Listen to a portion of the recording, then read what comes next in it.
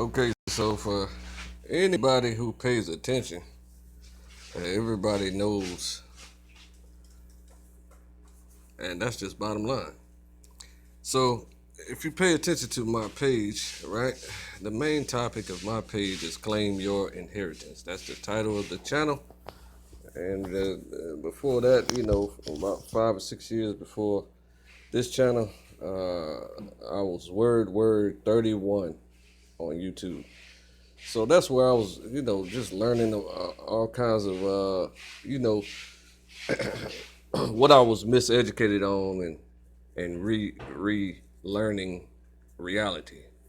So since I'm dedicated to reality, on Claim Your Inheritance channel, you know that my main purpose and goal was to get the information about the Israelite family fortune into the minds of the self-identifying Israelite diaspora.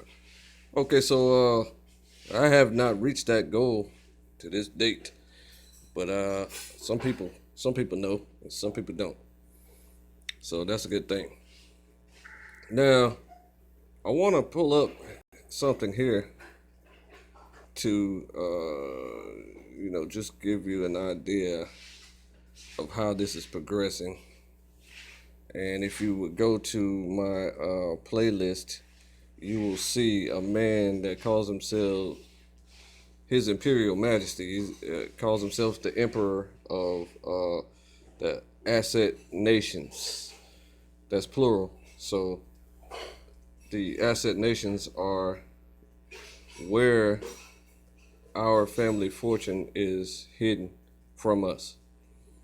And it was hijacked by the Asset Nations family.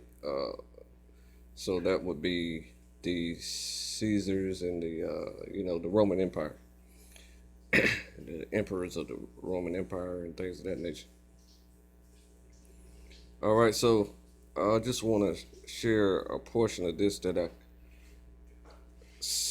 saw here, and it's a pretty interesting conversation. So you got there's a naval base in the Philippines called Subic Naval Base. Okay, so I'm gonna show you the location here. See, that's the location of Subic Naval Base in the Philippines. That's the South China Sea and so forth and so on. And so it was originally called, okay, I looked up the etymology of that word because, the Holy Spirit hints at things that I should know. And when I can properly tune myself into paying attention to what I'm being told to do, then that's what I do. I pay attention to the Holy Spirit and go wherever it leads me. So the etymology of Subic is the native Zambales inhabitants called the area Hubic. I told you I can't put no sound on there. I'm recording right now.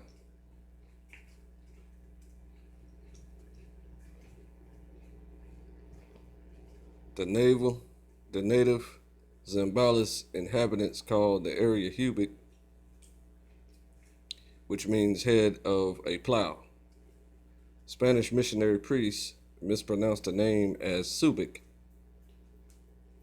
or Subic. By the time of the American occupation, Subic was mispronounced as Subig. All right, so you see all that, but I'm focused on the head of the plow because that's a part of the puzzle that I am unraveling for the Israelite diaspora. All right, so the head of the plow, of course, that leads me to look up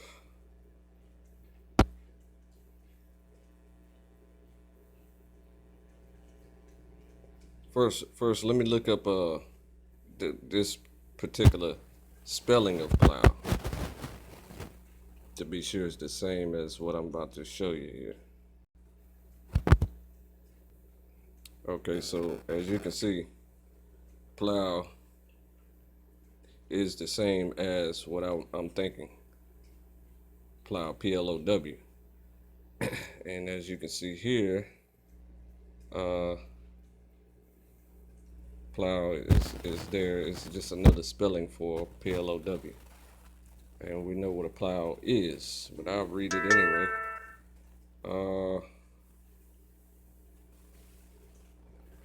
A large farming implement with one or more blades fixed in a frame, drawn by a tractor or by animals, and used for cutting furrows in the soil and turning it over, right? Especially to prepare for the planting of seeds. Okay, so I talked to an elder the other week, and he informed me that he had an encounter with, I think, if I'm not mistaken, he thought it was the wonderful son, Yahya, right? But I tried to convince him, and he was had tended to agree on the first attempt of one phrase.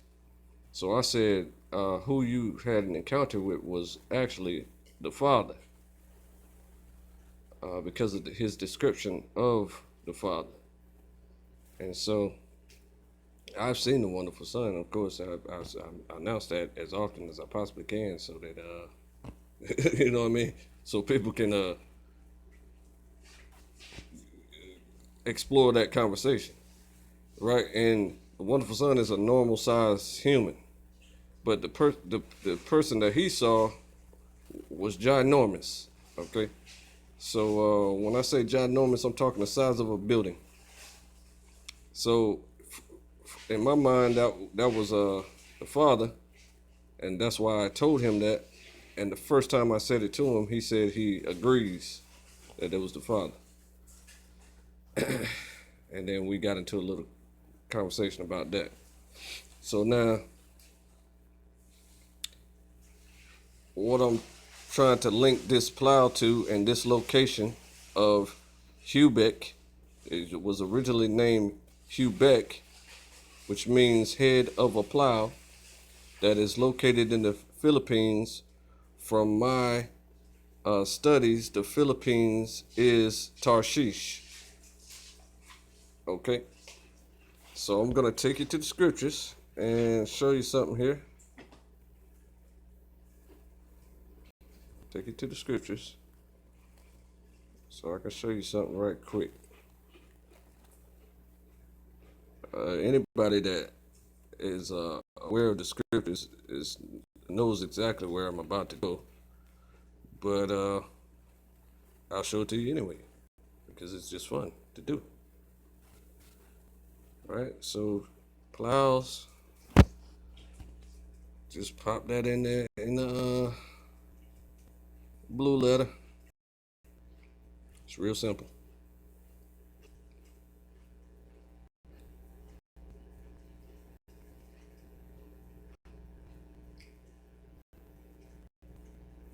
Okay, that's not a word in the Bible. That's good. You know how I know that's good? Because it might be plowshares. I don't know.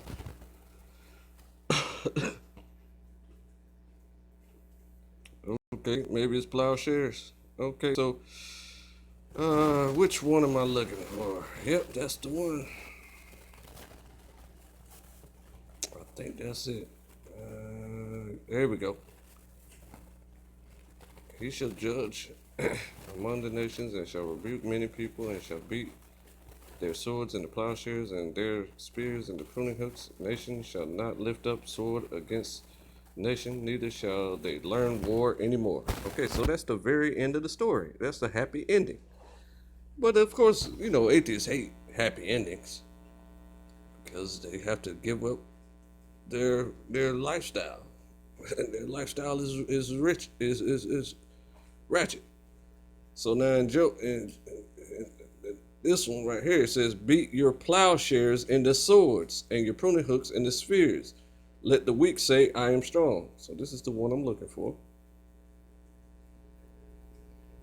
Just to show you that, oh yeah, Tarshish is the Philippines. And the Philippines is also the Queen of the South, where Queen Sheba was from. So King Sheba migrated to the Philippines, where Queen Sheba came and heard the wisdom of Solomon and took it back to the Philippines. So there's a Edomite Gentile man that has control over our inheritance. I'm just letting you know. But if you don't care, then that's cool. And I proclaim you this among the Gentiles: prepare war, wake up the mighty men, let all the men of war draw near, let them come up, beat your plowshares into swords, and your pruning hooks into spears. Let the weak say, I am strong. Assemble yourselves and come, all you heathen, and gather yourselves together round about. There cause your mighty men, or your mighty ones, to come down, O Most High. Let the heathen be wakened and come up to the valley of Jehoshaphat, which is the valley of judgment. For there will I sit to judge all the heathen round about.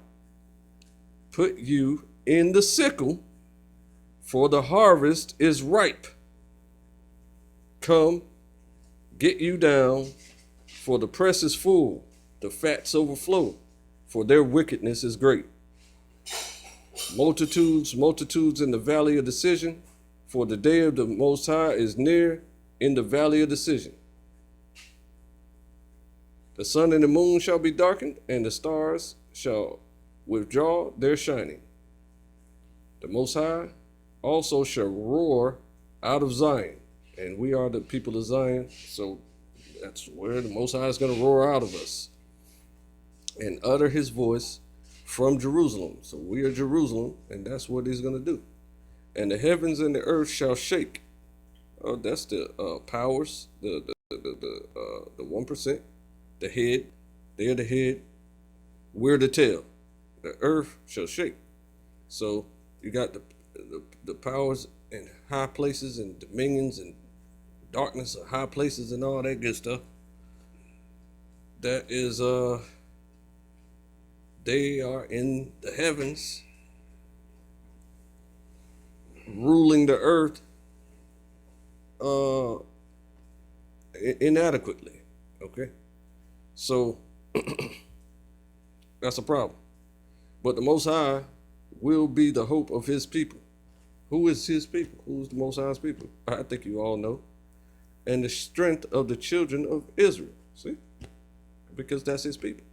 I just answered it for you in the very verse. So shall you know that I am the Most High, your power, dwelling in Zion, my holy mountain. Then shall, see, my holy mountain, that's a kingdom. See what I'm saying? So, and a queendom. A kingdom and a queendom. And a priestdom. And a priestessdom. Priestessdom. Okay, you got it? Then shall Jerusalem be holy. See? So shall you know that I am the Most High, your power, dwelling in us as a holy kingdom. We are the holy kingdom. Then shall Jerusalem be holy, and there shall no strangers pass through her anymore. So that we're not to welcome strangers at, when that happens. We're not to welcome strangers. There should no strangers pass through her anymore. They can't live amongst us. They can't be citizens. Okay? So, and it shall come to pass in that day that the mountains, the other kingdoms, shall drop down new wine, and the hills shall flow with milk, and all the rivers of Judah shall flow with waters. And a fountain shall come forth of the house of the Most High, and shall water the valley of Shittim. Okay, so let me figure out what Shittim means right quick, because I don't know. All right. Let me go down to it. Hey, be patient, bro. What's wrong with you people? Okay, let me see. Shittim. It means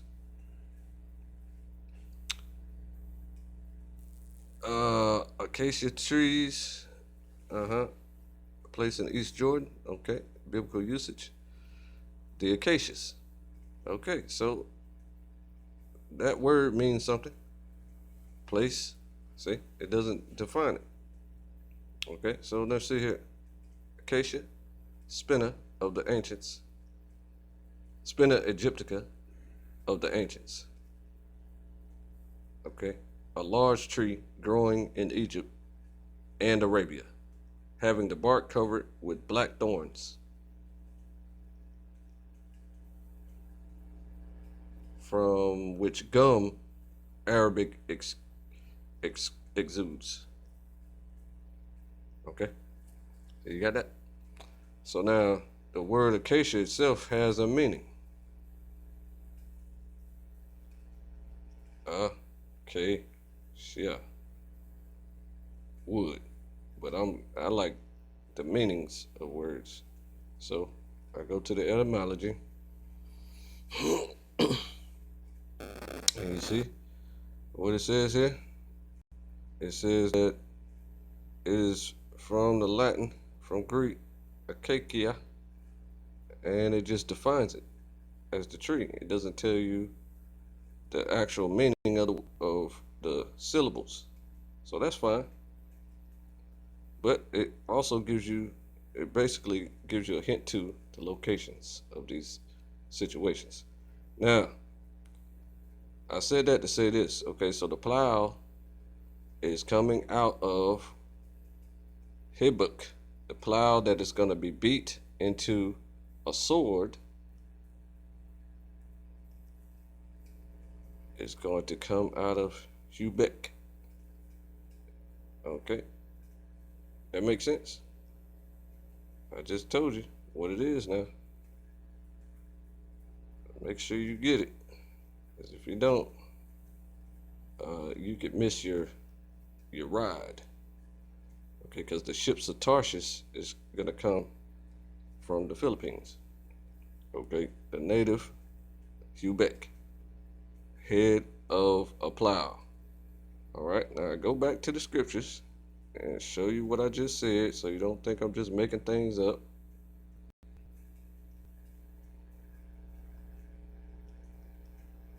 All right. Ships. See, I don't have to remember book, chapter, and verse, because the Most High uh, motivated the people to create a tool to where you can just tap in keywords. Okay. Second Chronicles 9:21. For the king's ships went to Tarshish. See? With the servants of Haran. Every 3 years once came the ships of Tarshish, bringing gold and silver, ivory and apes, and peacocks. So clearly, Solomon collected all those things for many years. See? See? But they try to tell us that an Edomite is allowed to own our family inheritance. I mean, okay. Now let's look at this. Burden of Tyre, how you ships of Tarshish, for it is laid waste. Tarshish is laid waste, so that there is no house, no entering in from the land of Shittim, of course, Shittim again, and but that is Greece. It is revealed to them. Okay, so now Surely the islands shall wait for me, and the ships of Tarshish first. See? So they try to say that Tarshish is Spain, but Spain is not an island. Don't you know that? Okay? So the islands shall wait for me, and the ships of Tarshish first, to bring your sons from far, bring us, the Israelite diaspora, from far. They're going to bring us our silver and our gold with them unto the name of the Most High, your power, and to the Holy One of Israel, because he has glorified you. See? See? And they also, ships of Tarshish, see, did sing of you in your market. And you were replenished and made very glorious in the midst of the seas. See? So that's about all I wanted to share on this part. And I thought it was fascinating, of course. It's all just new information that needs to be understood and shared. So I just go as I'm led by the Spirit. And what prompted this video, I already keep up with this Gentile man very closely, to be sure, because just 2 years ago it was another Filipino guy that made a claim that when he was born, his body was a light body at birth, and it lit up his entire house when he was born. And so his mentor, who he calls the old man, gave him custody of our family inheritance, the information that you receive in these videos here on Alpha Omega channel. Alpha Omega code, right?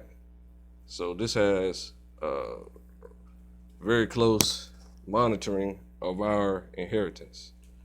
So it's good to watch, and this is one of their latest videos, and just here recently, within the past 2 years, this Gentile man here calls himself His Imperial Majesty, and he's the owner of our inheritance, the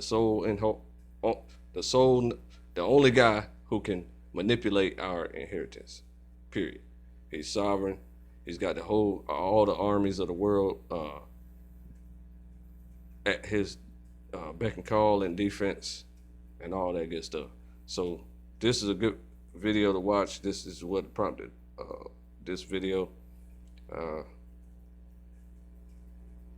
Formal termination of 100 years lease by the U.S. government.